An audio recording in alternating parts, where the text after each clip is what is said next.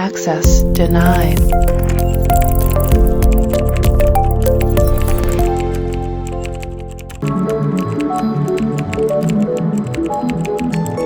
Access granted. नमस्कार मित्रांनो, प्रॉस्परटेक YouTube चॅनलमध्ये मी हर्षल आपलं स्वागत करतो. मित्रांनो, आज आपण जावास्क्रिप्टमध्ये लूप्स बद्दल माहिती घेणार आहोत.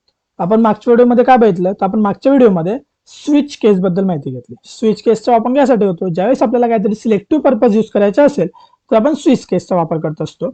त्याचप्रमाणे आज आपल्याला लूप्स बद्दल माहिती घ्यायची. आता लूप्सचा वापर कुठे होतो, लूप्स म्हणजे काय ते आपल्याला आज बघायचंय. चला तर मग सगळ्यात आधी आपण एक फाईल बनवणार. फाईलला नाव दिलं आपण loops.html.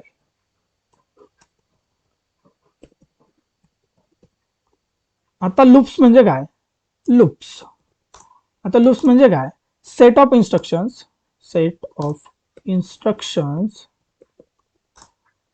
given to the interpreter to execute until the condition becomes false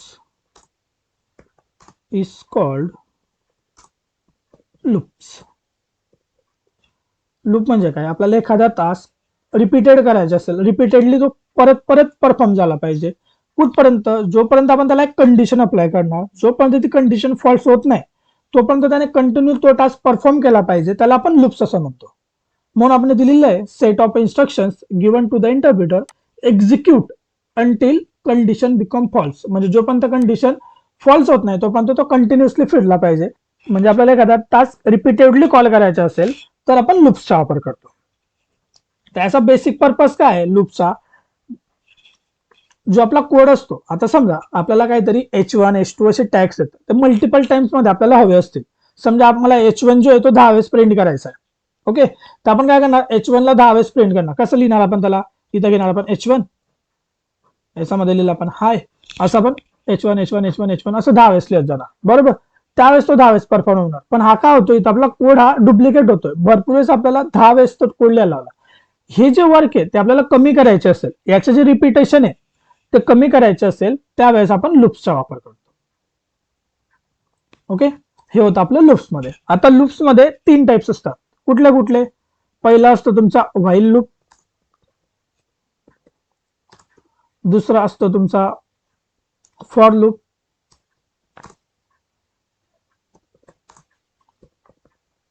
आणि तिसरा असतो तो म्हणजे डू व्हाईल लूप. ओके, याच्यामधनं जो व्हाईल लूप आहे याला आपण एंट्री लेवल लूप म्हणू शकतो. एंट्री लेवल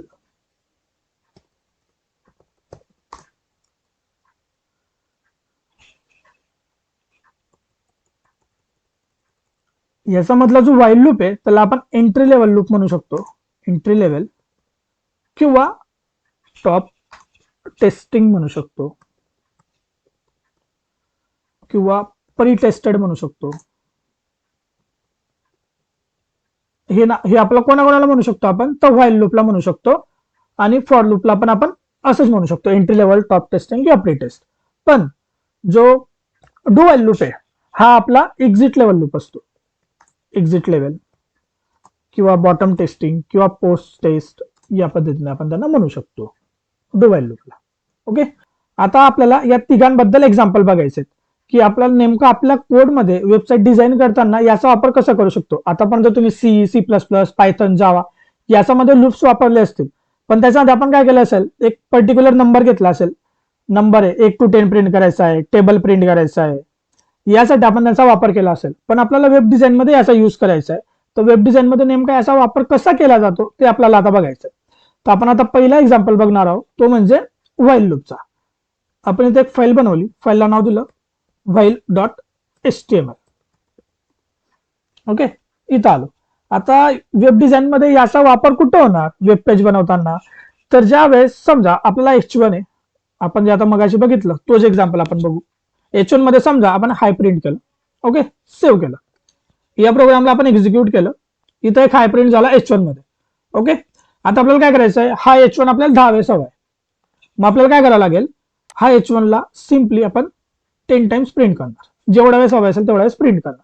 मग याच्यामध्ये काय झालं, आपला कोड वाढला. आता मला समजा एवढं करायचं आहे, सेम टेक्स्ट हवंय मला 10 टाइम्स, तर इतकं करण्यापेक्षा आपण काय करायचं, एक स्क्रिप्ट टॅग घ्यायचा. जावा स्क्रिप्ट लिहिण्यासाठी आपल्याला स्क्रिप्ट टॅग मॅन्डेटरी असतो. याच्या आतमध्ये आपण काय करणार, एक व्हेरिएबल बनवू, लेट आय इक्वल टू, समजायला आपण व्हॅल्यू सेंड केली 1. ओके, इथपर्यंत क्लिअर. आता आपल्याला व्हाईल लूपचा वापर करायचा आहे, मग त्यासाठी आपण यूज करणार व्हाईल, आणि याच्यामध्ये जी काय कंडिशन आपल्याला द्यायची ते आपण इथं डिफाईन करणार. तर मी काय केलं, I less than equal to 10 असं मी मेन्शन केलं, आणि इथं दिलं आपण एक ब्लॉक, म्हणजे आका झाला एक व्हाईल ब्लॉक क्रिएट झाला. ब्लॉक काय असतो, तर हे जे कर्ली ब्रॅकेट्स असतात, स्टार्टिंग ब्रॅकेट आणि एंडिंग ब्रॅकेट, हा असतो आपला ब्लॉक. ह्या ब्लॉक मध्ये काय करणार आपण, स्टेटमेंट लिहिणार, आपल्याला काय एक्झिक्यूट करायचं. तर आपल्याला काय हवंय, डॉक्युमेंट डॉट राईट H1, याच्यामध्ये कंटेंट काय आपल्याला हाय, आणि H1 ला आपण क्लोज केलं. ओके, आणि हे झाल्यानंतर आता बघा आपण काय केलं, इथं let I is equal to 1 घेतला, खाली आलो, व्हाईल मध्ये आपण कंडिशन काय केली आहे, I less than equal to 10. I less than equal to 10 दिलाय, म्हणजे आय हा 10 पेक्षा लहान आहे का, आहे. मग काय करेल, हा ब्लॉकच्या मध्ये एक्झिक्यूट होणार, ब्लॉक मध्ये जे काय असेल हा स्टेटमेंट एक्झिक्यूट होणार. मग त्याच्यानंतर काय झालं पाहिजे, आपल्याला हा कुठपर्यंत लूप फिरतो, जोपर्यंत ही कंडिशन फॉल्स होत नाही तोपर्यंत. मग आपण इथं काय केलंय, की इन्क्रिमेंट ऑपरेटर आपल्याला आय प्लस प्लस यूज करू शकता, किंवा तुम्ही I is equal to I plus 1 use करू शकता, किंवा प्लस प्लस आय यूज करू शकता. तुमच्यानुसार तुम्हाला जसं योग्य वाटेल तसं आपण यूज करू शकतो. या पद्धतीने आपण दिलं. आता बघा इथं आल्यानंतर काय झालं, आय प्लस प्लस म्हणजे हा 1 झाला, 1 प्लस 1 2 झाला, मग तो इथं आला, 2 हा 10 पेक्षा लहान आहे का, हाय. परत हा कोड एक्झिक्यूट होणार, 3 4 5 6, जोपर्यंत ही कंडिशन फॉल्स होत नाही तोपर्यंत हा कंटिन्युअसली रिपीट होत जाणार. ओके, बघा आता आपण याला सेव्ह केलं, आपण काय करू, हा खालचा कोड जो आहे याला कमेंट करू. ओके, परत आपण आपल्या आउटपुटला आलो, बघा झालं प्रिंट, 1 2 3 4 5 6 7 8 9 10 आलं बरोबर. म्हणजे काय झालं, आपला कोड जो आहे त्याचं रिपिटेशन एक कमी झालं, त्यासाठी आपण या व्हाईल लूपचा वापर करू शकतो. आता नेक्स्ट आहे आपला दुसरा लूप, तो म्हणजे फॉर लूप. आता फॉर लूपचा यूज कसा करणार आपण, सेम काय करू, एक सेपरेट प्रोग्राम बनवून घेऊ आपण यासाठी पण. आणि तुम्हाला जर हे नोट्स हवे असतील, नोट्स एक्झाम्पल जर हवे असतील, तर डिस्क्रिप्शन मध्ये मी तुम्हाला त्याचं लिंक देईल, तुम्ही तिथून ते डाउनलोड करू शकता. ओके, इथं आलो, इथं आपण दुसरा एक्झाम्पल घेऊ, फॉर डॉट HTML. आता आपल्याला फॉर लूपचा वापर करायचा. आता फॉर लूप कसा यूज केला जातो, त्यासाठी इथं यायचं, त्याचा सिंटॅक्स कसा घेतो आपण, for bracket open close. Okay, पहिल्यामध्ये आपली इनिशियल व्हॅल्यू असते, जी काय असेल ती, जसं की आय इक्वल टू 1 2 ही आपली व्हॅल्यू असते. दुसरा काय असतो, आपला कंडिशन असते. मग समजा आपण इथं कंडिशन दिली, I less than equal to 10 semicolon, आणि तिसरं असतं आपलं इन्क्रिमेंट ऑपरेटर स्टेप. समजा इथं दिलं आपण आय प्लस प्लस, या पद्धतीने आपण, आणि याचा हा ब्लॉक. आता बघा आतापर्यंत आपण काय केलं, लोकल व्हेरिएबल बघितला, ग्लोबल व्हेरिएबल बघितला. आता हा जो आपण इथं बनवला आहे आय इज इक्वल टू 1, हा काय झाला आपला ब्लॉक लेवल व्हेरिएबल झाला. म्हणजे हा व्हेरिएबल कुठे वर्क करेल, फक्त या ब्लॉकच्या आतमध्ये वर्क करेल, ब्लॉकचा बाहेर तो वर्क करणार नाही, म्हणून याला ब्लॉक लेवल व्हेरिएबल असं म्हणतात. ओके, आता आपल्याला इथं जे काही ऑपरेशन परफॉर्म करायचे असेल ते आपण इथं करू शकतो. समजा आपण सेम ऑपरेशन घेतलं, डॉक्युमेंट डॉट राईट, इथं दिलं आपण H1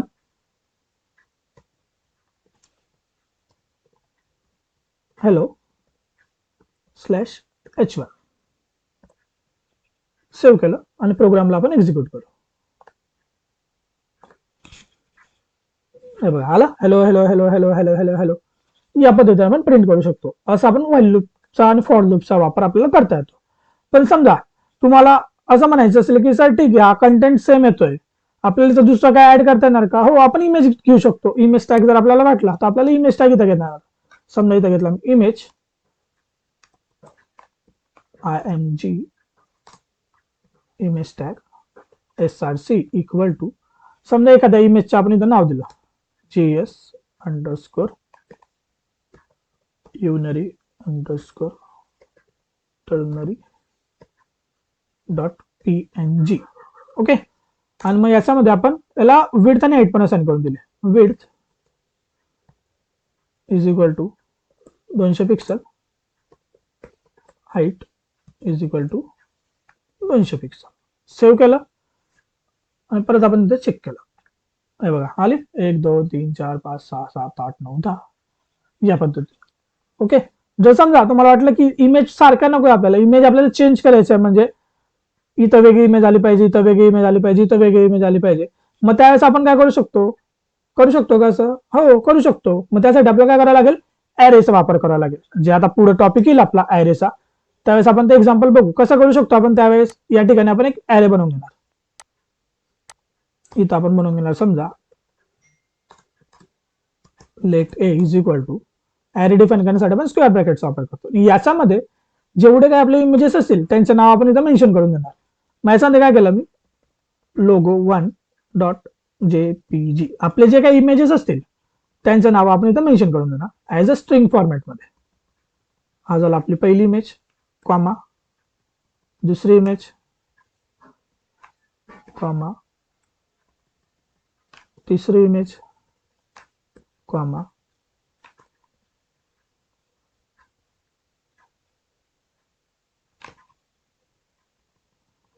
चौथी इमेज, कॉमा पाचवी इमेज. ओके, असे 5 इमेज आपण घेतल्या. आता आपली रिक्वायरमेंट अशी की 5च्या 5 इमेज इथं प्रिंट झाल्या पाहिजे. मग आपण काय करेल, या ठिकाणी आपण इथं काय यूज केलंय, पाथ दिलाय ना, तर इथं काय करायचं, या ठिकाणी आपण डायरेक्टली हा जो आपला ए त्याला आपण इथं प्रिंट करणार. हे बघा, आपण काय केलं, आता इथं 5 इमेजेस घेतल्या, आपण काय करू, हा कोड इथं चेंज करून लेस दॅन 5 करून देऊ, कारण की आपल्याकडे आता सध्या 5च इमेज येतात. बरोबर. आता आपल्याला काय करायचंय, हा ॲरेला आपण ह्याचा जो सोर्स आहे, इमेजचा सोर्स, याच्या आतमध्ये आपण ॲरेला प्रिंट करून देणार. प्लस सिंगल कोट मध्ये ए ऑफ आय.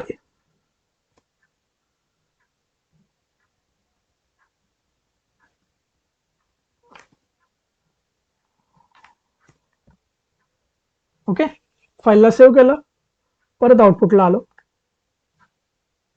हे बघा आल्या 1 2 3 4, 5 नंबरची इमेज नाही आली आपली. का बरं नाही आली? इथं कोड आपण थोडा एक चेंज केला, परत आउटपुटला आलो. हे बघा आल्या इमेजेस. या पद्धतीने आपण डिफाईन करू शकतो. आता इथं 4च इमेज दिसत आहे, आपण जर इथं कोडमध्ये चेंज केला, कारण की त्या पद्धतीने मॅनेज होत जाणार 5 6 7 8 जसं आपल्याला करायचं असेल तसं. म्हणजे ज्यावेळेस आपल्याला कोड रिपिटेटिव्ह होत असेल त्यावेळेस आपण या लूप्सचा वापर करून आपला कोड जो आहे तो शॉर्ट करू शकतो, असं आपल्याला डिफाईन करता येतं. ओके, हा असतो आपला फॉर लूप. जर हा व्हिडिओ तुम्हाला आवडला असेल तर लाईक करा. ह्या व्हिडिओमधली माहिती महत्त्वपूर्ण वाटली असेल तर व्हिडिओला जास्तीत जास्त शेअर करा आणि असेच नवीन नवीन व्हिडिओ बघण्यासाठी चॅनलला सबस्क्राईब करायला विसरू नका. धन्यवाद.